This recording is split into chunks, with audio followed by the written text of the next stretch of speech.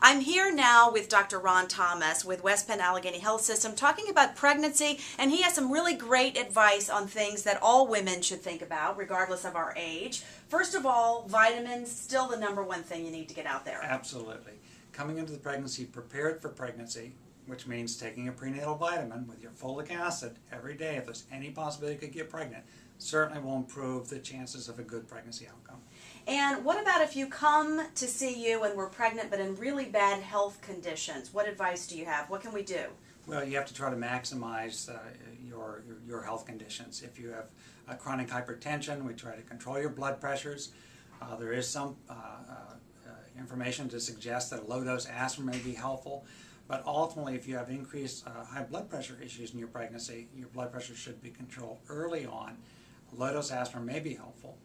If you come into the pregnancy with pre-existing diabetes, certainly, again, having your diabetes under control before you get pregnant is the most important thing you can do in terms of preventing birth defects in your baby. Mm-hmm. And you were saying you're seeing more and more high-risk pregnancies. More women are coming to see specialists like you. Why is that? What's going on in the country? Well, if you had to pick simply one thing, if you look at obesity in the United States right now, 25% of all pregnant women currently are obese as they begin their pregnancy. And that causes all kinds of problems. Obesity's certainly got a clear connection with gestational diabetes, with gestational hypertension, and complications in pregnancy in terms of increased risk for delivering by cesarean section, increased risk for all of the medical complications. And our age is playing a factor in that too?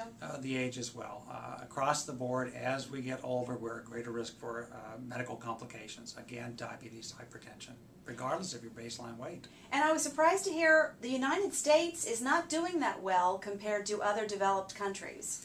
We're not. If you look at the end game of maternal mortality, which is sort of a sad starting point, but if you look at maternal mortality alone, in the last 20 years, we've nearly doubled the risk of maternal mortality in the United States from 2 decades ago, less than 8 per 100,000 to now over 13 per 100,000. So it's getting worse. Well, it is, and unfortunately, we don't compare very well with other developed countries in the world. And how do we compare?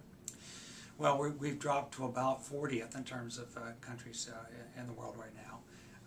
Significant drop based on, more than anything else, inaccessible care, patients not seeking care, finding it difficult to have care paid for, and the politics of healthcare, the politics of being cared for in terms of pregnancy have become, unfortunately, more difficult in time. All right. Thanks, Doctor.